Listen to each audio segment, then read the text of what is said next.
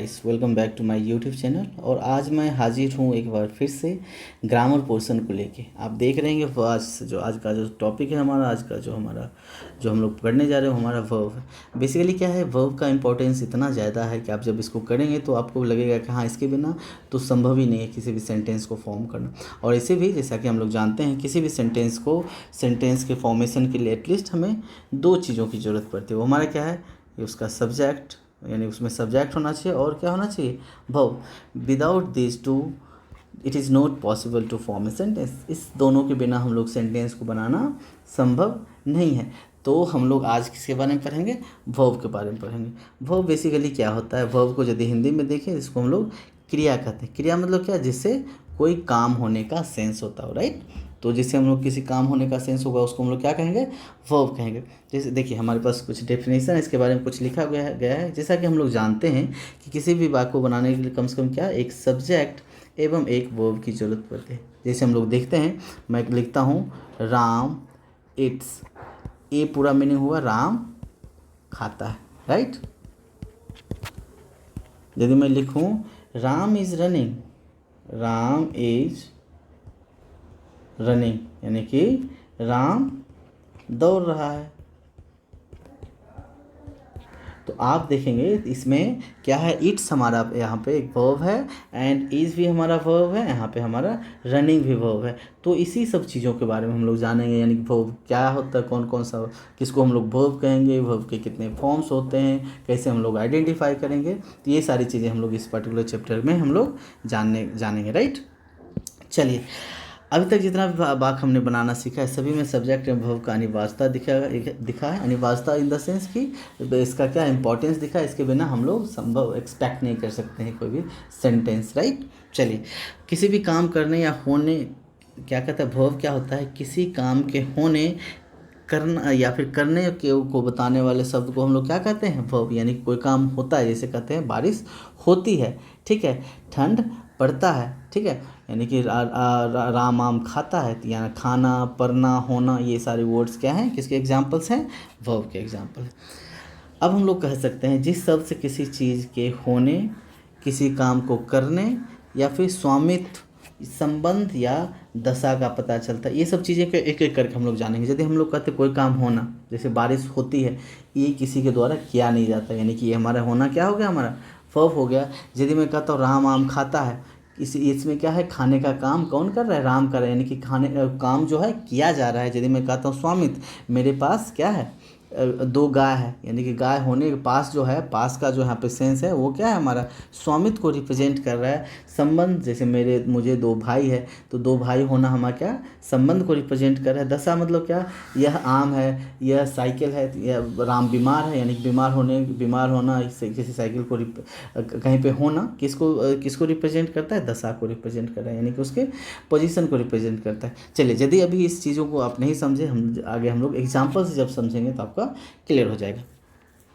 English में वही है, verb is a word which denotes the action, position, relation और state of being of a person और thing. किसी वस्तु या व्यक्ति के क्या होता है, वो क्या डिनोट करता है, उसके एक्शन मतलब काम को, उसके अधिकार को, उसके संबंध को, या फिर उसका स्टेट ऑफ बीइंग यानी कि उसकी स्थिति को बताता है, राइट।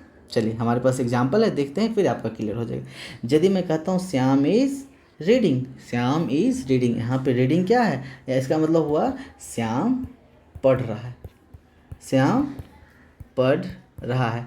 अब देखें तो यहाँ पे क्या, कौन सा काम हो रहा है, पढ़ने का काम हो रहा है, और ये हमारा क्या हो गया, एक वर्ब हुआ। और यहाँ पर हमारा इज भी क्या है, एक वर्ब है। आगे हम लोग जानेंगे इस वर्ब बेसिकली क्या होता है, दो तरह का होता है, main verb and helping verb. Actually हम लोग lexical verb and lexical verb and हम लोग पढ़ेंगे हेल्पिंग वर्ब के बारे में पढ़ेंगे। तो ये हमारा हेल्पिंग वर्ब होता है, ये हमारा लेक्सिकल वर्ब होता है, इसके बारे में हम लोग आगे जानेंगे। तो यहाँ पे इज रीडिंग हमारा क्या है, एक एक्शन को डिनोट कर रही है, इसलिए हमारा क्या हो गया, वर्ब हो गया। यदि मैं कहता हूँ ही हैड 3 सन्स, उसके पास क्या है, उसके पास तीन लड़का है, उसके पास 3 बेटे हैं। तो यहाँ पे हैड किसको डिनोट कर रहा है, उसके पोजीशन को या फिर उसके रिलेशन को, उसके संबंध को। यानी कि यदि मैं कहता हूँ मुझे 3 बेटा है, यानी कि मेरे को बेटा के साथ क्या है, संबंध है। तो यहाँ हैड यहाँ पे क्या हो गया, हैड मतलब है या फिर पास है का सेंस होता है, ठीक है ना। तो यहाँ पे है या पास पास था हैड है तो था है, तो जहाँ पे पास था या पे होना का सेंस होता है, ये भी हमारा क्या हो गया, वर्ब हो गया। अगला देखिए, सी हैज़ अ कार, उसके पास एक क्या है, गाड़ी है। हैज़ मतलब यहाँ क्या, पास होने का सेंस है, ठीक है। तो ये क्या हमारा हैज़ यहाँ पे किसको रिप्रेजेंट कर रहा है, पोजीशन, यानी कि उस गाड़ी पे किसका, उसका अधिकार है, यानी कि अधिकार जहाँ पे शो करता है, अधिकार शो करने वाले वर्ड को हम लोग भी वर्ब कहेंगे। और यदि मैं कहता हूँ माय ब्रदर वाज इल, मेरा भाई जो था क्या था, बीमार था। यहाँ बीमार होने का क्या था, मतलब स्टेट ऑफ बीइंग क्या होता है, स्टेट ऑफ बीइंग होता है कि कोई स्थिति कैसी है, परिस्थिति कैसी है, वो कहाँ है, उसका मतलब क्या हालात। यदि मैं कहता हूँ वह क्या है, किताब है, तो वह जो है किताब की स्थिति के बारे में क्या बता रहा था, यहाँ पे है हमारा क्या हो जाता है, वर्ब हो जाता है। इसके बारे में हम लोग आगे जानेंगे। तो ये जान लीजिए कि माय ब्रदर वाज इल का क्या मतलब, मेरा भाई बीमार था, यानी कि उसके क्या था, उसके जो उसका भाई का है, स्टेट ऑफ बीइंग का मतलब उसका स्थिति कैसी थी, मना स्थिति कैसी थी, उस तरह की चीज़ों को रिप्रेजेंट करने के लिए हम लोग क्या, वर्ब की ज़रूरत पड़ती है, राइट। चलिए आगे देखते हैं। काइंड्स ऑफ वर्ब, वर्ब के प्रकार पूछ रहे हैं। बेसिकली यदि देखा जाए आगे फर्दर हम लोग जानेंगे वर्ब को, आगे भी कई प्रकार, दो प्रकार से बांटा गया, लेकिन अभी एक जान लीजिए, एक हमारा लेक्सिकल वर्ब होता है, दूसरा होता है ऑक्सिलरी वर्ब। लेक्सिकल वर्ब को हम लोग शाब्दिक क्रिया कहते हैं। शाब्दिक मतलब क्या, जिसका अर्थ, शाब्दिक अर्थ निकलता हो, यानी कि जिसका शाब्दिक अर्थ, शाब्दिक अर्थ का क्या मतलब हुआ, शाब्दिक अर्थ का मतलब हुआ कि यदि मैं कहता हूँ खाना, ईट मीन्स क्या होगा, खाना, ठीक है। गो मीन्स जाना, स्लीप मीन्स सोना, राइट। राइट मीन्स लिखना, यानी कि जिसका कोई जो वर्ड, जिसका कोई अपना शाब्दिक अर्थ हो, उससे किसी काम के होने का बोध होता हो। यदि मैं कहता हूँ राम, सॉरी यदि मैं कहता हूँ क्या कहते हैं, यदि कोई ऐसा वर्ड ले, ऑफ, ऑफ क्या होगा, ऑफ का हिंदी का होता है, लेकिन इससे किसी एक्शन का नहीं, इससे किसी एक्शन को या फिर काम का नहीं बोध होता है, तो इसलिए ये हमारा वर्ब नहीं होता है। लेकिन वर्ब होने का क्या है कि एक तो लेक्सिकल वर्ब होने का क्या क्राइटेरिया है, एक तो उसका अपना मीनिंग होना चाहिए और उससे किसी एक्शन या काम के होने का बोध होना चाहिए, राइट। यहाँ पे जब देखेंगे गो हमारा क्या है, गो मीन्स जाना होता है, इसका तो मीनिंग है ही, जाना एक क्या है, काम है। यदि मैं कहता हूँ ईट, ईट मीन्स होता है खाना, और खाना हमारा क्या है, एक काम है। यदि स्लीप मैं कहता हूँ सोना, सोना हमारा एक इसका मीनिंग देता है, लेकिन ये सोना हमारा काम भी है, तो इसी को हम लोग लेक्सिकल वर्ब कहते हैं। दूसरा हमारा ऑक्सिलरी वर्ब, ऑक्सिलरी वर्ब मतलब सहायक क्रिया। सहायक मतलब क्या होता है, जो किसी चीज़ की सहायता करता हो, किसी चीज़ को बताने के लिए, किसी चीज़ को रिप्रेजेंट करने के लिए, इसको हम लोग आगे जानेंगे। अब हम लोग देखते हैं लेक्सिकल वर्ब किसको कहते हैं। लेक्सिकल वर्ब बेसिकली क्या होता है, जिसका कोई शाब्दिक अर्थ, हमने भी बताया, जिसका कोई शाब्दिक अर्थ होता हो या और उससे किसी एक्शन का बोध होता हो। और हम लोग बचपन में कई जगह पढ़े होंगे कि जिस हिंदी वाक्य, जिस हिंदी शब्द के अंत में क्या होता है, ना लगा होता है, जैसे खाना, सोना, जाना, हंसना, रोना, गाना, तो ये जिसके अंत में ना लगा होता है, वो हमारा क्या कहलाता है, लेक्सिकल वर्ब कहलाता है, ठीक है। जैसे हम देखते हैं, गो मीन्स जाना, ईट खाना, स्लीप सोना, राइट लिखना, रन दौड़ना, कम आना, सी देखना, लाइफ रहना, जंप कूदना, गिफ्ट देना, डांस नाचना इत्यादि। ये सारे किसके उदाहरण हैं, लेक्सिकल वर्ब के, यानी कि शाब्दिक क्रिया के उदाहरण हैं। इसका अलग मतलब होता है, इसका उपयोग मेन वर्ब के रूप में होता है। और एक बात जान लीजिए, मेन वर्ब हम लोग आगे जानेंगे, और इसका उपयोग हमेशा मेन वर्ब के रूप में होता है। लेक्सिकल वर्ब का प्रयोग हमेशा मेन वर्ब के रूप में होता है, यानी कि आगे हम लोग ये भी पढ़ेंगे, वर्ब को आगे दो और भागों में बांटा गया, मेन वर्ब एंड दूसरा है हेल्पिंग वर्ब या ऑक्सिलरी वर्ब कहते हैं जिसको, यानी कि इसका हो गया मुख्य क्रिया और दूसरा है हमारा, ये हमारा सहायक क्रिया होता है। मुख्य क्रिया का मतलब क्या होगा, जो उस किसी सेंटेंस में मुख्य रूप से काम करे। जैसे मैं कहता हूँ राम खाता है, तो हाँ इस पर्टिकुलर सेंटेंस में मुख्य रूप से काम क्या हो रहा है, खाने का काम हो रहा है। यदि मैं कहता हूँ राम जाता है, तो यहाँ मुख्य रूप से जाने का काम हो रहा है, तो ये खाना, जाना, ये सब क्या है, मेन वर्ब के एग्जाम्पल है। और वही तो हम लोग लेक्सिकल वर्ब का भी एग्जाम्पल है ना, तो इसीलिए हम लोग कहते हैं कि लेक्सिकल वर्ब जितने भी हैं सबको हम लोग मेन वर्ब के रूप में जानते हैं, राइट। अच्छा, ये वीडियो थोड़ा सा लंबा जाएगा, इसलिए लास्ट तक जरूर देखिए, क्योंकि जब तक लास्ट तक नहीं देखिएगा चीज़ें कन्फर्म नहीं हो पाएगी, राइट। चलिए, यदि अभी तक कुछ चीज़ें समझ नहीं आई होगी तो उसके लिए घबराना नहीं है, क्योंकि जैसे जैसे हम लोग क्या करेंगे, एग्जाम्पल्स को लेंगे, जैसे जैसे हम लोग चीज़ों को आगे समझेंगे तो पीछे का बहुत सारा चीज़ आपका क्लियर हो जाएगा कि इसका मतलब ये था, इसका मतलब ये पॉसिबल मीनिंग हो सकता था, राइट। चलिए अगला है लेक्सिकल वर्ब को मुख्यतः 5 फॉर्म में बांटा गया। 5 फॉर्म हम लोग जानते हैं। वर्ब को हम लोग जब भी यूज़ करते हैं, यदि टेंस वगैरह हम लोग करेंगे या फिर कर लिए होंगे, ज़्यादातर लोग जानते होंगे, टेंस में हम लोग 3 तरह का चीज़ यूज़ करते हैं। वर्ब का फर्स्ट फॉर्म, वर्ब का सेकेंड फॉर्म, वर्ब का थर्ड फॉर्म, फोर्थ फॉर्म भी यूज़ करते हैं, फिफ्थ फॉर्म भी यूज़ करते हैं। वही कहता है ये वर्ब का 1 2 3 4 5 फॉर्म जो होता है ना, वो किसके फॉर्म्स होते हैं, लेक्सिकल वर्ब के फॉर्म होते हैं। यानी कि लेक्सिकल वर्ब के कितने प्रकार होते हैं, 5 फॉर्म्स होते हैं। पहला है प्रेजेंट फॉर्म्स और बेस फॉर्म, यानी कि जो भी वर्ड अपने मेन रूप में रहता है, अपने ओरिजिनल रूप में रहता है, वो क्या होता है हमारा प्रेजेंट और फिर बेस फॉर्म। जैसे हमारा होता है ईट, गो, कम, फॉरगेट, ये सब चीज़ें हमारा बेस फॉर्म का उदाहरण है।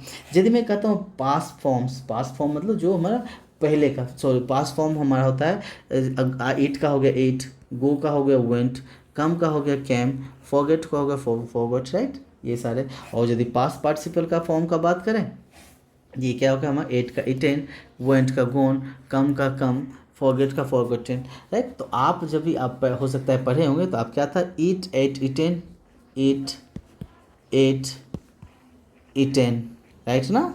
ये वर्ब का फर्स्ट फॉर्म था, वर्ब का सेकेंड फॉर्म एंड वर्ब का थर्ड फॉर्म। और यदि वर्ब का फोर्थ फॉर्म की बात करें तो ये आईएनजी फॉर्म होता है, यानी कि जो भी हमारा वर्ब का मेन रूप होगा, जैसे क्या था हमारा ईट, ईट में हम लोग क्या लगा देंगे, आईजी लगा देंगे। गो था हमारा तो गोइंग लगा देंगे, कम था हमारा तो कमिंग लगा देंगे, राइट। तो इस तरह से चीज़ों को हम लोग क्या करते हैं, आईएनजी वाला फॉर्म को हमारा क्या होता है, वर्ब का फोर्थ फॉर्म होता है। और फिफ्थ फॉर्म हमारा क्या होता है, एस और यस वाला फॉर्म होता है। ईट का ईट्स हो गया, गो का गोज हो गया, कम का कम्स हो गया, फॉरगेट का फॉरगेट्स हो गया। तो इस तरह से चीज़ों को करते हैं, राइट। तो हमने क्या जाना, लेक्सिकल वर्ब का 5 फॉर्म होता है। पहला वर्ब का फर्स्ट फॉर्म जो हम लोग कहते हैं बेस फॉर्म, यानी कि हम लोग प्रेजेंट फॉर्म कहते हैं, वो हमारा ओरिजिनल रूप में होता है। उसके बाद पास्ट फॉर्म होता है जो उसमें हम लोग वर्ब का सेकेंड फॉर्म कहते हैं, वो हमारा क्या हो जाता है, ईट का एट हो जाएगा, गो का गो वेंट हो जाएगा, कैम कम का कैम हो जाएगा एंड फॉरगेट का फॉरगॉट हो जाएगा। उसी तरह यदि पास्ट पार्टिसिपल का बात करें तो ये वर्ब का थर्ड फॉर्म कहलाता है, जो हमारा ईट एट वो थर्ड फॉर्म इटेन हो जाता है, गो वेंट थर्ड फॉर्म गोन हो जाता है, कम कैम थर्ड फॉर्म कम हो जाता है। तो इस तरह से चीज़ों को हम लोग जानते हैं। और आईएनजी फॉर्म में हमने क्या बताया कि जो भी हमारा बेस फॉर्म है उसमें अंत में क्या लगा देना, आईएनजी लगा देना। उसी तरह एस और यस में क्या है, उसके बाद एस और यस लगा देना। अच्छा, इसमें क्या है, कुछ चीज़ें हैं, कुछ टेक्निकल चीज़ें हैं कि किस में एस लगाएंगे और किस में यस लगाएंगे। ये आपको आगे हम लोग बताएंगे, आगे हम लोग इसके लिए अलग स्पेशल वीडियो बनाएंगे। लेकिन अभी ये जानिए कि वर्ब का 5 फॉर्म में ये सब यूज होता है, ठीक है। चलिए अब देख लीजिए, कुछ हमने एग्जांपल्स ले रखा है ताकि आप चीज़ों को अच्छी तरह समझ पाए ना। जैसे रीड, रेड, रेड, राइट। उसके बाद रीडिंग हो गया, रीड्स हो गया। आप देख रहे हैं इसमें आईएनजी लगा हुआ, इसमें एस लग गया। ऐसे ही एस में से कोई एक बोला था ना हमने, एस और एस में से कोई एक लगेगा तो वही यहाँ पे है। और इसमें क्या था, हमारा आईएनजी फॉर्म था, इसमें हमारा आईएनजी फॉर्म है। ये तो हमारा तीनों याद रखने की जरूरत है। जैसे get, got, got, getting and gets, right. Go, went, gone, going, goes, see, saw, seen, seeing, sees, right. Write, wrote, written, writing, writes. Come, came, come, coming and comes, right. buy, bought, buying and buys. Likewise, there are 2 more examples I have taken for you better understanding, right। हमने 2 और examples ले रखा है आपके better understanding के लिए, right. चलिए आगे देखते हैं ऑक्सिलरी वर्ब। अब हम लोग जानते हैं सहायक क्रिया। ऑक्सिलरी वर्ब क्या होता है कि ऑक्सिलरी वर्ब बेसिकली ये जो होता है am, is, are, was, were, have, has, do, does, did, can, could etcetera, यानी कि जो किसी काम को करने में सहायता करता है। यदि मैं कहता हूँ इसका अच्छा एक बात जान लीजिए, एक बात हमेशा ध्यान रखिए, हम लोग जानते हैं एम का मतलब क्या होता है, हूँ। इज का मतलब क्या होता है, आर का मतलब क्या होता है, हैं, राइट। वाज का मतलब था, वर का मतलब थे। लेकिन यदि आप ऑक्सिलरी वर्ब की बात करी जाए ना, इसका कोई लिटरल मीनिंग नहीं होता। लिटरल मीनिंग क्या होता है, मतलब इसका कोई अपना आइडेंटिफाइड मीनिंग नहीं होता है। वो इसलिए मैं कह रहा हूँ कि जब आप देखेंगे ना, इसका यूज जैसे जैसे बदलता है उसका मीनिंग बदलते जाता है। आप समझिए, यहाँ पे हमने कुछ एग्जाम्पल ले रखा है। Ram is my student, Ram मेरा विद्यार्थी है, राम मेरा छात्र है, लिख देता हूँ, ठीक है, छोटा रहेगा, छात्र है। राम हैज़ बुक, राम के पास एक किताब है, या किताब है लिख देता हूँ, मीनिंग एक ही होगा, किताब है। ही हैज़ ईटन, उसने खा लिया है। Ram had gone to Delhi, Ram Delhi जा चुका है, राम दिल्ली जा चुका था, राइट। दूसरा, Ram had a car, Ram के पास एक कार था, या फिर कार था लिख देता हूँ। अब देखिए इतना ही में समझिए। अब छोड़िए, मैंने क्या जाना, हमने दूसरा सेंटेंस था Ram has a book, Ram के पास एक किताब है। तो यहाँ हैज़ का बेसिकली मतलब क्या हो गया, पास हो गया। और दूसरा है ही हैज़ ईटेन, उसने खा लिया है। यहाँ पे हैज़ का मतलब क्या है, या है मीनिंग हो गया। यानी कि आप देखिए दोनों में हैज़ का, दोनों में वर्ड जो हमने यूज़ किया हैज़ ही यूज़ किया, लेकिन इसका मतलब यूजेज के साथ क्या हो गया, इसका मीनिंग बदल गया। इसका मतलब पास है, इसका मतलब या है। यानी कि दूसरे में देखिए, Ram had gone to Delhi, Ram Delhi जा चुका था। यहाँ हैड का मतलब क्या हुआ, चुका था। और Ram had a car, Ram के पास एक कार था। यहाँ हैड का मतलब क्या हुआ, पास हो गया। यानी कि जितने भी हमारे ऑक्सिलरी वर्ब्स हैं, हम लोग जो भी मीनिंग जानते हैं वो हमारे सिंपल यूजेज के लिए हैं, राइट। वो हमारे साधारण उपयोग के लिए हैं। लेकिन यदि आप जानेंगे कि ऑक्सिलरी वर्ब का कोई लिटरल मीनिंग होता है, तो हम लोग कहेंगे बिल्कुल भी नहीं होता है, क्योंकि इसका मीनिंग जो होता है, इसका अर्थ जो होता है हमारे इसके उपयोग के साथ साथ क्या होता है, हमारा बदल जाता है। बेसिकली क्या होता है, इसका उपयोग हम लोग tense, voice, mood, question tag, negative, ये सारी चीज़ों को बनाने के लिए हम लोग करते हैं, ठीक है। बेसिकली इसका यूज इसी में होता है, ठीक है। चलिए अब हम लोग जानते हैं हमारे हेल्पिंग वर्ब को थोड़ा सा देख लेते हैं कितने पॉसिबल हो सकते हैं। तो हमारा am, is, are, was, were, have, has, had, do, does, did, be, been, being, shall, should, will, would, can, could, may, might, must, ought, need, dare, use to, ये सभी ऑक्सिलरी वर्ब्स के उदाहरण हैं। अच्छा, आप यदि इसमें क्या देखा आपने, एक जगह डू भी लिखा हुआ था। डू का प्रयोग बेसिकली लेक्सिकल वर्ब की तरह भी किया जा सकता है। कहते हैं, मैं कहता हूँ do you know, do you know, क्या तुम जानते हो, इसका मतलब हुआ क्या तुम जानते हो। तो यहाँ पे यदि देखें, डू यहाँ पे क्या हो गया, हमारा हेल्पिंग वर्ब है। और यदि मैं कहता हूँ do your work, do your work, अपना काम करो, यहाँ पे क्या है, यहाँ पे डू का क्या मतलब हुआ, काम करने का सेंस है, राइट। तो हमने क्या जाना कि डू का प्रयोग बेसिकली हमारा लेक्सिकल वर्ब की तरफ भी होता है, वर्ब की तरफ भी होता है, और हमारे हेल्पिंग वर्ब की तरफ भी होता है। हमारे पास दो और एग्जाम्पल हमने पहले लिखा था, ये देखें, I do my duty, I do my duty, मैं अपना ड्यूटी करता हूँ। तो यहाँ डू का मतलब क्या हो गया, करना का सेंस है। और जहाँ पे ना का सेंस आता है वो हमारा क्या होता है, लेक्सिकल वर्ब होता है। डू यू नो मी, क्या तुम मुझे जानते हो। तो यहाँ पे डू का मतलब क्या है, हो का सेंस आ रहा, हो हमारा क्या हो गया, यहाँ पे हमारा ऑक्सिलरी वर्ब हो गया। यानी कि दोनों में क्या फ़र्क है कि जिससे किसी काम के होने का बोध होगा, यानी कि उसका लिटरल मीनिंग होगा, और वो एक उसका अपना मीनिंग भी होता है, उससे काम का भी बोध होगा, तो हमारा लेक्सिकल होगा। और जिसमें इस तरह की चीज़ें नहीं हो तो हमारा ऑक्सिलरी वर्ब होगा। क्लियर। तो हमने ऑक्सिलरी वर्ब को जाना, लेक्सिकल वर्ब को जाना, लेक्सिकल वर्ब को आइडेंटिफाई कैसे करना है ये जाना, हमने हेल्पिंग वर्ब के कौन क्या क्या पॉसिबल हेल्पिंग वर्ब हैं उस सबको हमने जाना। उसके बाद हमने डू के बारे में जाना, क्या है डू का प्रयोग हम लोग लेक्सिकल और हेल्पिंग दोनों वर्ब के रूप में कर सकते हैं। चलिए अब आगे देखते हैं kinds of verb, main verb and helping verb. अब जो है वर्ब को फर्दर दो भागों में बांटा गया है। अब कह रहा है फर्दर मतलब आगे दो और भागों में बांटा गया। अभी तो हमने जाना लेक्सिकल और ऑक्सिलरी, अब फिर से हम लोग सीख रहे हैं कि दो भाग में। एक क्या है हमारा मेन वर्ब, मेन वर्ब हमारा क्या होता है, मुख्य क्रिया, और दूसरा हमारा हेल्पिंग वर्ब। हेल्पिंग वर्ब हमेशा ध्यान रखिए, हेल्पिंग वर्ब क्या करेगा, मेन वर्ब का काम करेगा। यदि किसी सेंटेंस में सिर्फ हेल्पिंग वर्ब आता है तो उसकी अलग बात है। यदि किसी भी सेंटेंस में मेन वर्ब और हेल्पिंग वर्ब आएगा, मेन वर्ब मतलब क्या, लेक्सिकल वर्ब, अभी ये समझिए मेन वर्ब का मतलब यहाँ लेक्सिकल वर्ब है, लेकिन आगे हम लोग जानेंगे कि हेल्पिंग वर्ब भी मेन वर्ब होता है यदि अकेले सेंटेंस में आएगा। तो अभी ये जानिए कि मेन वर्ब मतलब क्या, यदि किसी भी सेंटेंस में हेल्पिंग वर्ब और लेक्सिकल वर्ब दोनों आएगा तो ये बात जानिए हेल्पिंग वर्ब किसको हेल्प करेगा, लेक्सिकल वर्ब को करेगा, जो कि जिसको हम लोग मेन वर्ब के रूप में जानते हैं। ठीक है, यानी कि लेक्सिकल वर्ब का प्रयोग चाहे अकेले हो या किसी हेल्पिंग वर्ब के साथ में हो, वो हमेशा मेन वर्ब ही रहेगा। राइट, चलिए ये देखिए अब हमारे यहाँ पे कुछ लिखा है, पहले बताए गए प्रकार के अलावे वर्ब को हेल्पिंग वर्ब एवं मेन वर्ब यानी कि के रूप में बांटा गया है। मेन वर्ब प्रिंसिपल वर्ब और फुल वर्ब भी कहते हैं। मेन वर्ब को हम लोग प्रिंसिपल वर्ब या फुल वर्ब भी कहते हैं। फुल वर्ब मतलब क्या, उससे पूरे काम को रिप्रेजेंट करता है, यानी कि उससे किसी काम को रिप्रेजेंट करता है, इसलिए हम लोग इसको दो और शब्दों से जानते हैं। क्या होता है, प्रिंसिपल और फुल वर्ब।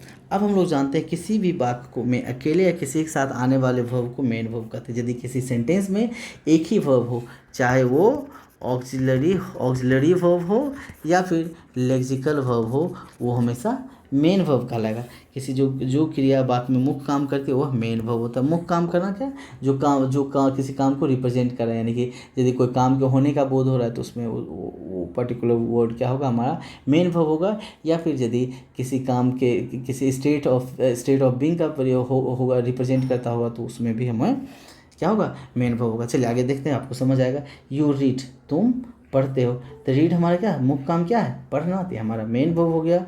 उसी तरह का आई एम कमिंग, मैं आ रहा हूँ, बेसिकली क्या है, कमिंग यहाँ पे काम, मेन काम क्या है, आना यहाँ पे काम है, तो ये हमारा मेन वर्ब हो गया। ही विल डू, वह करेगा, तो आप क्या करें, यहाँ मेन काम क्या है, करना, यहाँ पे मेन काम है, तो ये हमारा क्या हो गया, हमारा मेन वर्ब हो गया। उसी तरह कहते हैं वी लव यू, हम लोग आपको प्यार करते हैं, तो प्यार करना हमारा क्या है, मेन काम है, तो ये हमारा क्या हो गया, हमारा मेन वर्ब हो गया। उसी तरह कहते हैं सी हैड अ कार, उसके पास एक कार है, सी हैड ए कार, उसके पास कार है। पास होना क्या है, पास होना उस कार का स्टेट ऑफ बीइंग रिप्रेजेंट करता है, इसलिए हमने जाना था, अभी वर्ब के बारे में जाना था ना। वर्ब क्या हो सकता है, किसी मुख्य काम हो सकता है, या फिर वो हमारा पोजीशन दिखा सकता है, रिलेशन दिखा सकता है, स्टेट ऑफ बीइंग दिखा सकता है। तो इसमें हमें क्या दिखा रहा है, पोजीशन को दिख रहा है, पोजीशन अधिकार को दिख रहा है। और चूंकि हमने हेड के बारे में हमने क्या जाना था, हेड के बारे में हमने जाना था, ये क्या है, हेल्पिंग वर्ब है। और अभी हमने बताया कि चाहे कोई भी सेंटेंस में एक ही वर्ब हो, चाहे वो हेल्पिंग हो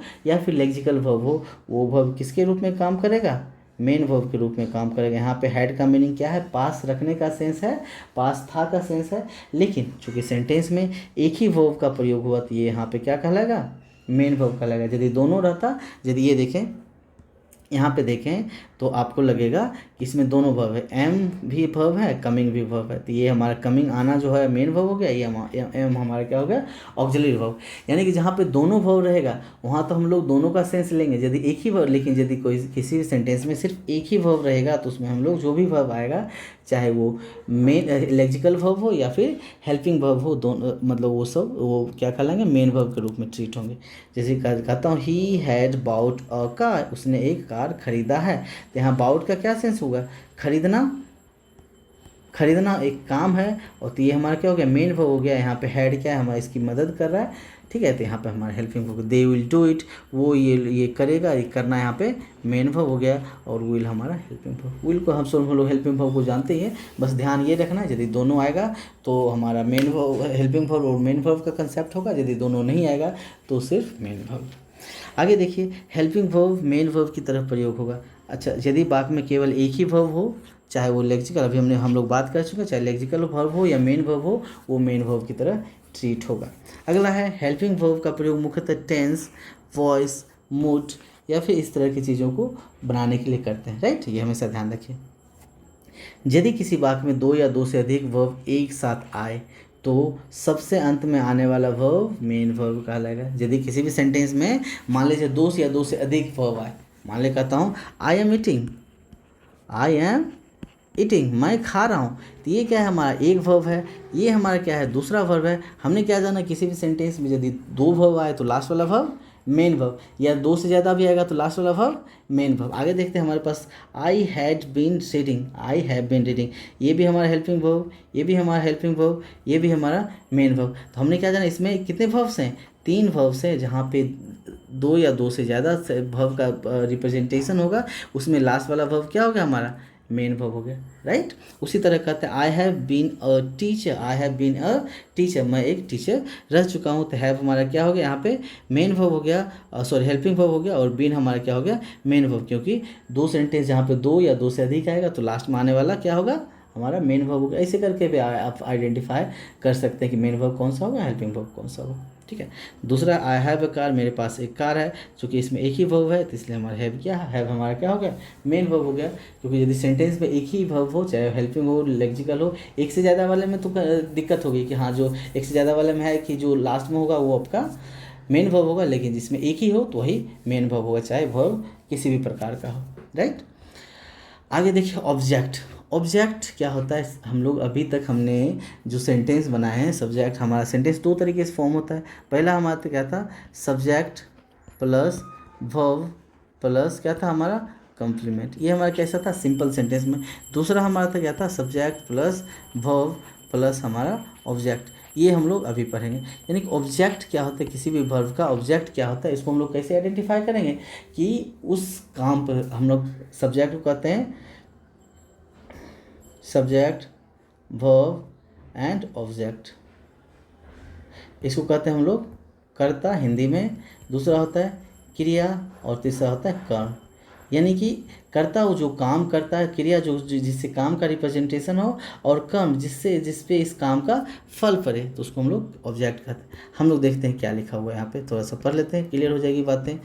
किसी भी वाक्य में वर्ब सब्जेक्ट के अलावा दूसरे एक शब्द या मुहावरे को भी प्रभावित करता है। सब्जेक्ट जो है किसी दूसरे एक शब्द या मुहावरे को भी मतलब कि प्रभाव करता है, वो क्या है, ऑब्जेक्ट कहलाता है। सामान्यतः एक ऑब्जेक्ट वर्ब के बाद आता है, वर्ब का ऑब्जेक्ट का क्या नेचर है, वो मुख्यतः वर्ब के बाद आता है, लेकिन इसको और आइडेंटिफाई करने का है, और यह कोई नाउन, प्रोनाउन या फिर फ्रेज या फिर क्लाउज हो सकता है। यानी कि ऑब्जेक्ट जो हमारा या तो नाउन होगा, या तो प्रोनाउन होगा, या तो फ्रेज होगा, या तो हमारा क्लाउज हो सकता है, राइट। किसी भी वर्ब के साथ व्हाट या हुम, यानी कि वर्ब मतलब क्या, मतलब main verb, sorry main verb नहीं, आप लेक्सिकल वर्ब लिखिए, ज़्यादा क्लियर होगा। जिसमें काम का ही सीधा बोल होता है, लेक्सिकल वर्ब के साथ क्या लगाना हमें, लेक्सिकल वर्ब के साथ क्या और किसको लगा के जब क्वेश्चन पूछेंगे, उसका जो आंसर आएगा वो हमारा क्या होगा, ऑब्जेक्ट होता है। आप बात को समझे, यानी कि कोई भी सेंटेंस में यदि वर्ब हो, लेक्सिकल वर्ब हो, और लेक्सिकल वर्ब से यदि हम लोग क्वेश्चन पूछे, यदि मैं आम खाता हूँ, मैं आम खाता हूँ, तो इसका इंग्लिश में बना है आई ईट मैंगो। तो यहाँ पे हमारा क्या है,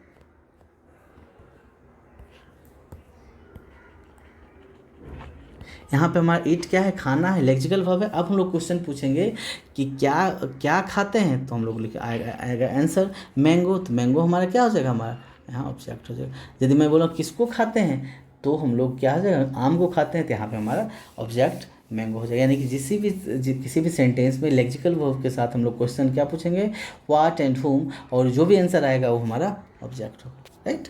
आगे देखते हैं, जैसे Sohan drinks milk, Sohan drinks milk हम लोग पूछते हैं, सोहन दूध पीता है, तो हम लोग क्या पीता है, तो हम लोग मिल्क यहाँ पे हमारा क्या होगा, ऑब्जेक्ट, और ये हमारा लेक्सिकल वर्ब हो गया। उसी तरह मदर लव्स मी, मदर मुझे प्यार करती है, तो मैं पूछूं किसको प्यार करती है, तो हम आंसर क्या आया, मुझे, तो मुझे हमारा क्या हो गया यहाँ पे, ऑब्जेक्ट हो गया, राइट।